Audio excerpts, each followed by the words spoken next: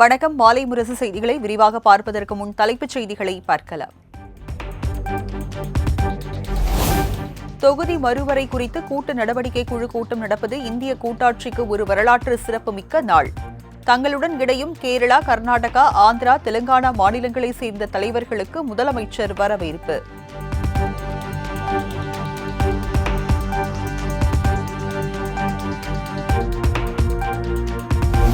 தொகுதி மறுவரையறை விவகாரத்தில் ஏற்பட்டுள்ள ஒருமித்த கருத்து தமிழ்நாட்டின் ஜனநாயகம் மற்றும் நீதிக்கான அசைக்க முடியாத அர்ப்பணிப்பை பிரதிபலிக்கிறது.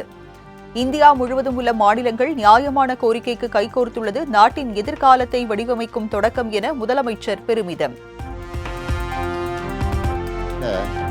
மற்ற எல்லா கட்சியினரும் ஓரணியில் நின்று நியாயமான தொகுதி மறுசீரமைப்பு வேண்டும்னு ஒரு தீர்மானத்தை நிறைவேற்றணும். அதில் இந்த தொகுதி மறுசீரமைப்பால் பாதிக்கப்பட உள்ள மற்ற மாநிலங்களையும் ஒருங்கிணைச்சு போராட வேண்டும்னு முடிவெடுத்தோம். அதுக்காக ஆந்திரா, கர்நாடகா, கேரளா, தெலுங்கானா, ஒடிசா, மேற்கு வங்கம், பஞ்சாப் ஆகிய 7 மாநில முதலமைச்சர்களுக்கும் நாடாளுமன்றத்தில் பிரதிநிதித்துவம் இருக்கக்கூடிய அந்த மாநிலங்களை சார்ந்த எல்லா கட்சிகளோட தலைமைக்கும் நானே ஃபோனில் பேசினேன்.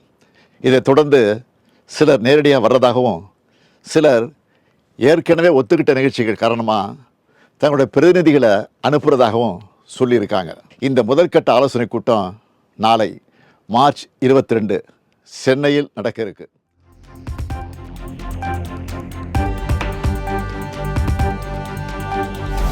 நாளை நடைபெறும் நாடாளுமன்ற தொகுதி மறுவரையறை கூட்டு நடவடிக்கை குழு கூட்டத்தில் பங்கேற்கிறார் கேரள முதலமைச்சர்.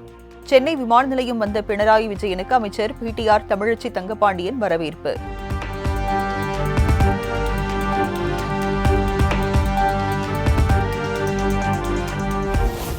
ஒரு கால பூஜை திட்டத்தில் உள்ள கோயில்களுக்கு ரூபாய் 110 கோடி வைப்பு நிதிக்கான காசோலையை வழங்கினார் முதலமைச்சர் மு.க.ஸ்டாலின்.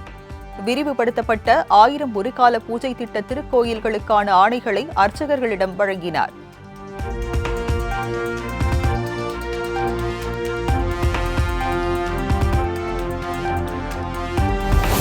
அனைத்து ஆரம்ப சுகாதார நிலையங்களிலும் பாம்பு மற்றும் நாய்க்கடிக்கு தேவையான மருந்துகள் தயார். 1300க்கும் கூடுதலாக புதிய கட்டடங்கள் கட்டப்பட்டுள்ளதாகவும் சுகாதாரத்துறை அமைச்சர் மா. சுப்பிரமணியன் தகவல். மருந்தும் ஏஆர்வி என்று சொல்லப்படுகிற நாய்க்கடி மருந்தும் 2686 ஆரம்ப சுகாதார நிலையங்களிலும் கடந்த 2.5 ஆண்டுகளாக இருப்பு வைக்கப்பட்டிருக்கிறது. எனவே நாய்க்கடிக்கும் பாம்பு கடிக்கும் கிராமப்புறங்களில் பயமில்லை என்கின்ற வகையில் மருத்துவ கட்டமைப்பு மேம்படுத்தப்பட்டிருக்கிறது.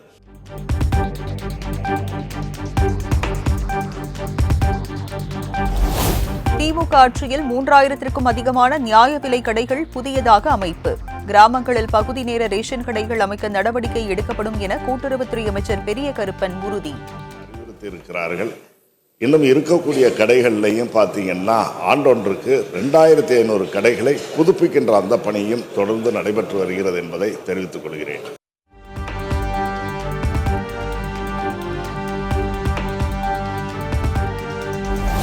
திமுக ஆட்சியில் சுமார் 18 லட்சம் ரேஷன் அட்டைகள் வழங்கப்பட்டுள்ளதாக சட்டப்பேரவையில் உணவுத்துறை அமைச்சர் சக்கரபாணி தகவல். 1.67 லட்சம் விண்ணப்பங்கள் பரிசீலனையில் உள்ளதாகவும் உறுப்பினரின் கேள்விக்கு பதில்.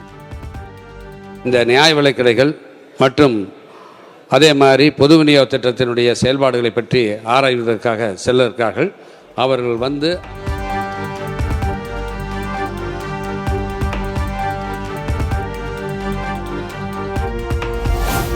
எதிர்க்கட்சித் தலைவர் எடப்பாடி பழனிசாமி தனது இருப்பை காண்பிக்க அரசு மீது அவதூறு பரப்புவதாக அமைச்சர் சேகர் பாபு குற்றச்சாட்டு. திமுக கூட்டணியில் இருந்து வெளியேறுவது வேல்முருகன் எடுக்க வேண்டிய முடிவு எனவும் பேட்டி.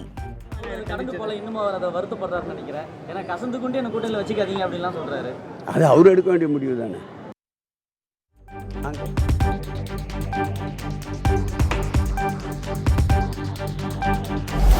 தொகுதி மறுவரையறை விவகாரத்தில் மக்கள் தொகை கட்டுப்பாட்டை சிறப்பாக செயல்படுத்திய தமிழகத்தை ஊக்கப்படுத்துவதா அல்லது ஊனப்படுத்துவதா, தட்டி கொடுப்பதா தட்டி பறிப்பதா என மத்திய அரசுக்கு உயர்கல்வித்துறை அமைச்சர் கோவி செழியன் காட்டமான கேள்வி.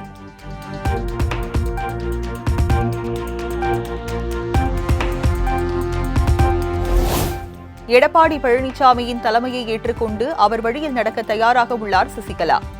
காஞ்சிபுரம் மாவட்ட உத்தரமேரூர் அதிமுக ஆலோசனைக் கூட்டத்தில் முன்னாள் அமைச்சர் வைகை செல்வன் பரபரப்பு பேச்சு. தலைமையை ஏற்றுக்கொண்ட சசிகலா அவர்கள் எடப்பாடியார் தலைமையிலே அடுத்த ஆட்சி அமைய வேண்டும் என்று சொல்கிற சசிகலா அவர்கள் திருமுக்கூடலில் இருந்து திமுகவை கடுமையாக சாடுகிறார். அவங்களை விட்டா இன்னைக்கு ஸ்டாலினுடைய டோப்பா முடியவே கலட்டிடுவாங்க.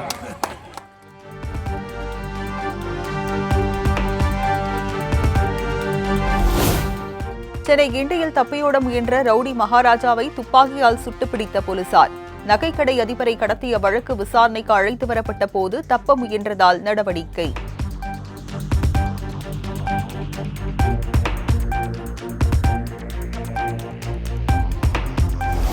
கோவை பாலக்காடு தேசிய நெடுஞ்சாலையில் பிடிப்பட்ட 71,50,000 ரூபாய் ஹவாலா பணம். ஆந்திராவை சேர்ந்த சிவபிரகாஷ் என்பவரை கைது செய்து போலீஸ் விசாரணை.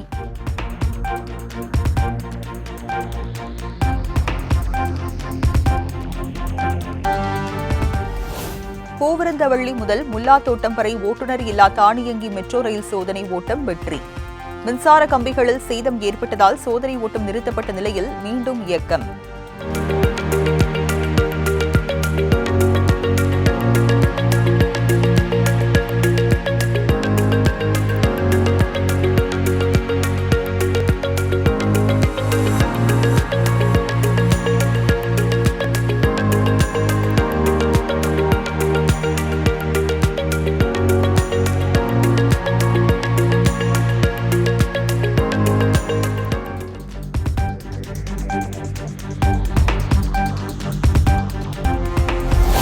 தூத்துக்குடி அனல் மின் நிலையத்தில் ஏற்பட்ட தீ விபத்து குறித்து பொறியாளர் குழுவினர் ஆய்வு.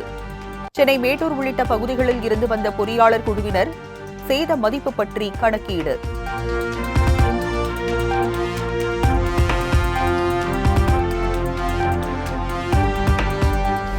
குமரி மாவட்டம் தக்கலை அருகே 100 ஆண்டு பழமை வாய்ந்த வேளிமலை குமரகோவிலில் குரவர் படுகளம் நிகழ்ச்சி கோலாகலம்.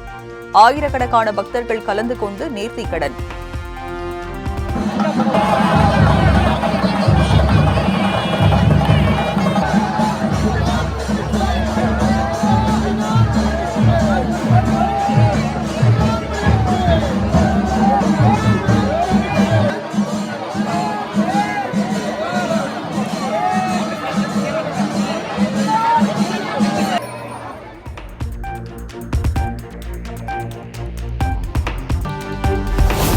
சூதாட்ட செயலி விளம்பரத்தில் நடித்ததை தவறு என உணர்ந்தேன்.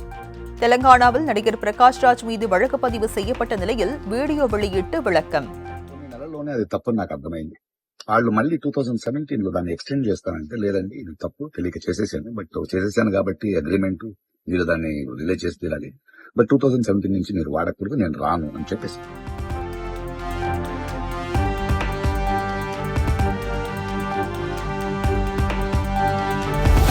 கடந்த 3 ஆண்டுகளில் பிரதமர் மோடி மேற்கொண்ட வெளிநாட்டு பயணங்களின் செலவு 258 கோடி ரூபாய். காங்கிரஸ் தலைவர் மல்லிகார்ஜுன கார்கே எழுப்பிய கேள்விக்கு மத்திய வெளியுறவுத்துறை இணையமைச்சர் பபித்ரா மார்கெரிட்டா தகவல்.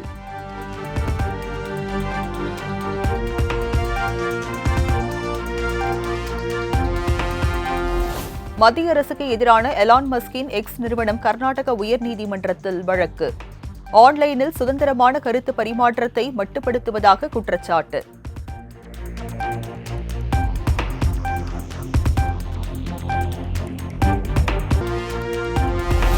ட்ரம்ப் முன்மொழிந்த நிபந்தனையற்ற போர் நிறுத்தத்தை ஏற்பதாக உக்ரைன் அதிபர் ஜெலன்ஸ்கி உறுதி. அமெரிக்காவுடன் இணைந்து இந்த ஆண்டே நீடித்த அமைதியை அடைய முடியும் எனவும் நம்பிக்கை.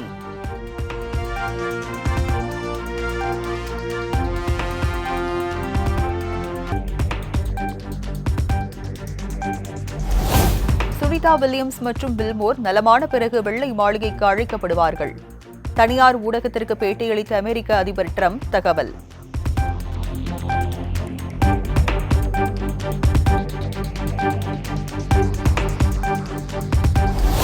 மறுசீரமைப்பு செலவுகளை குறைக்கும் நடவடிக்கையாக அமேசான் நிறுவனம் சுமார் 14,000 ஊழியர்களை பணிநீக்கம் செய்ய உள்ளதாக தகவல்.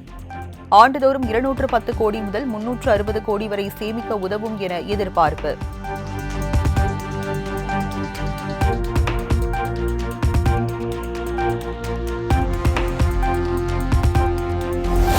விண்வெளியில் இருப்பது போன்று ஜீரோ கிராவிட்டி வடிவமைப்பு விமானத்தில் அந்தரத்தில் பறந்த சிறுவன். வானியல் ஆராய்ச்சி பயிற்சி நிறுவனத்தின் உதவியால் அந்தரத்தில் பறந்த சிறுவன் கின்னஸ் சாதனை.